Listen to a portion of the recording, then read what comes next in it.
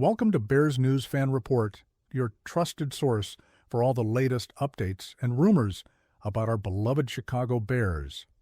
Today, I've got something that's going to challenge everything you thought you knew about the 2023 draft, and trust me, you're going to want to hear every single word of this because it changes the entire narrative we've been hearing for the past 2 years.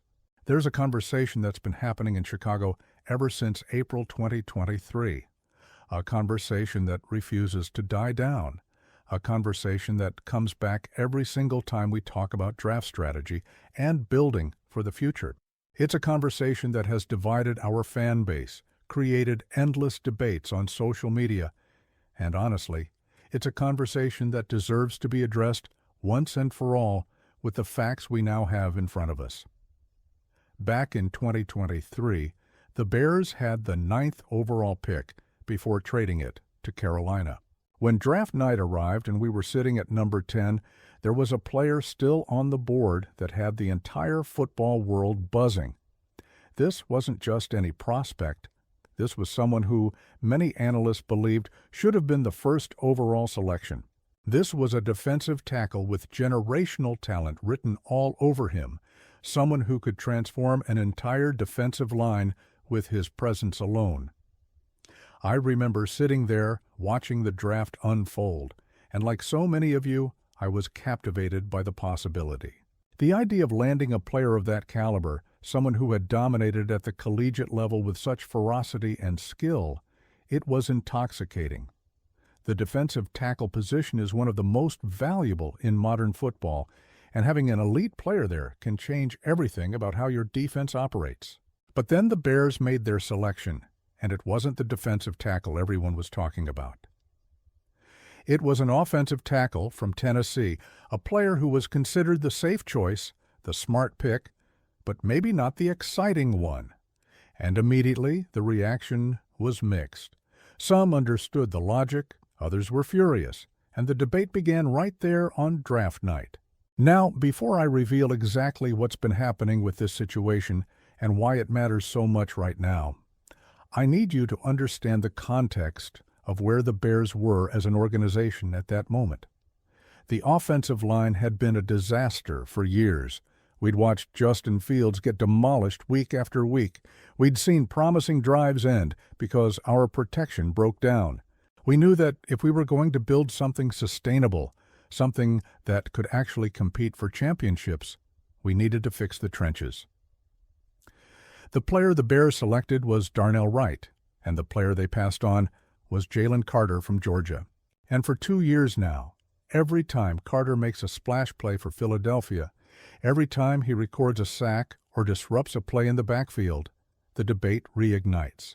Did the Bears make a mistake?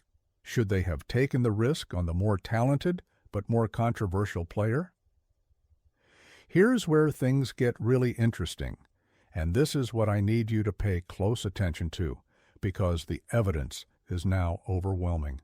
Through 3 seasons, we can now properly evaluate this decision, and the results might surprise those who've been critical of the Bears' choice. Darnell Wright has developed into exactly what this team needed him to become.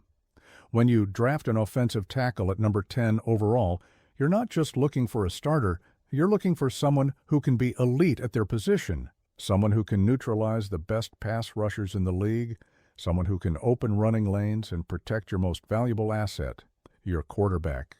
5 offensive tackles went in the first round of that 2023 draft. Wright was the second one selected, right after Paris Johnson Jr. went to Arizona. And here's the remarkable thing. Through 3 years, Wright looks like the best of that entire group. Not just good, not just solid, but legitimately the best first-round offensive tackle from that class. Let me give you some perspective on the tackle position in that draft specifically. After the first round, only 2 tackles were selected on day 2, Tyler Steen and Wanya Morris. Between them, they've started just 30 combined games out of 82 possible starts. If you wanted a legitimate starting quality offensive tackle from the 2023 class, you had to use a premium pick to get one. The Bears understood this, and they acted accordingly. But the story doesn't end there, And this is where the Bears' draft strategy becomes even more impressive. After taking Wright at 10, they still had that glaring need at defensive tackle. How did they address it? With the 53rd pick in the second round, they selected Gervon Dexter Sr. from Florida. Now, Dexter isn't Jalen Carter. Nobody's claiming he's that level of game wrecker. But here's what he is. He's a full-time starter who's been reliable and productive for 2 straight seasons. He has only 1 fewer career sack than Carter and just 9 fewer tackles. More importantly, he's been a stabilizing presence in the middle of our defensive line, and he's shown legitimate flashes as a pass rusher. So now we're comparing 2 scenarios. Scenario 1, the Bears take Jalen Carter at 10 and then have to settle for Tyler Steen or Wanya Morris in the second round, neither of whom has become a consistent starter. Scenario 2, the Bears take Darnell Wright at 10 and Gervon Dexter at 53, and both become full-time starters who contribute significantly to the team. When you frame it that way, the decision becomes crystal clear. But let me tell you what really sealed this debate, what really proved beyond any doubt that the Bears made the right call. On Sunday, November 29, 2025, the Bears faced the Philadelphia Eagles. This wasn't just any game. This was Darnell Wright versus Jalen Carter, head-to-head, the player we took versus the player we passed on, both in their 3rd NFL season. And Wright absolutely dominated. I'm not talking about a slight edge or holding his own. I'm talking about complete and total dominance. Every single one-on-one matchup between Wright and Carter went decisively in Wright's favor. There's video evidence of Wright pancaking Carter, driving him into the ground with the kind of power and technique that separates elite offensive linemen from everyone else. According to advanced metrics, Wright allowed only 2 pressures on 40 pass-blocking snaps in that game. 2, against one of the premier defensive fronts in the entire NFL. His run-blocking grade was 73, which is outstanding, and it showed in the results. The Bears ran for 281 yards on the ground that day. 281 yards. Wright was a massive reason why we were able to establish that kind of dominance in the running game. Former NFL offensive lineman A.Q. Shipley broke down the tape and was effusive in his praise of Wright's performance. The technique, the violence, the physicality, everything you want to see from an elite tackle was on display. This wasn't a fluke or one good game. This was the culmination of 3 years of development, 3 years of Wright becoming exactly what the Bears needed him to be. And here's the broader context that makes this even more significant. The Bears are currently 9-3. We're in legitimate playoff contention. We're playing meaningful football in December, and a massive reason why is the offensive line. After years of being one of the worst units in football, our offensive line has been genuinely good in the second half of this season, and Darnell Wright has been the most consistent performer on that line. Think about what that means for our entire offense. Our quarterback has time to throw.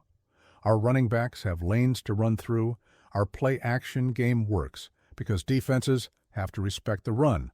All of this stems from having a legitimate offensive line, and Wright is the cornerstone of that unit. When the Bears made that pick in 2023, they weren't just thinking about talent in a vacuum. They were thinking about positional value, team needs, character concerns, and long-term building blocks. Jalen Carter is an exceptional player, nobody's denying that. But he also came with well-documented off-field issues that gave multiple teams pause. The Bears did their homework and decided the risk wasn't worth it when they had a cleaner, safer option who filled a massive need. That decision has been completely vindicated. Wright was worth every bit of that 10th overall selection.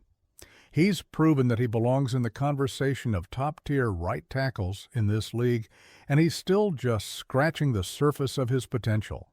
At 24 years old, with 3 years of starting experience under his belt, his best football is still ahead of him. This is what smart team building looks like. This is what happens when you prioritize the trenches, when you value consistency and reliability alongside talent. when you make decisions based on comprehensive evaluation rather than just chasing the flashiest name. The Bears got it right, and we're seeing the benefits of that decision right now as we push for a playoff spot. Looking at our offensive line moving forward, Wright is the kind of player you can build around for the next decade.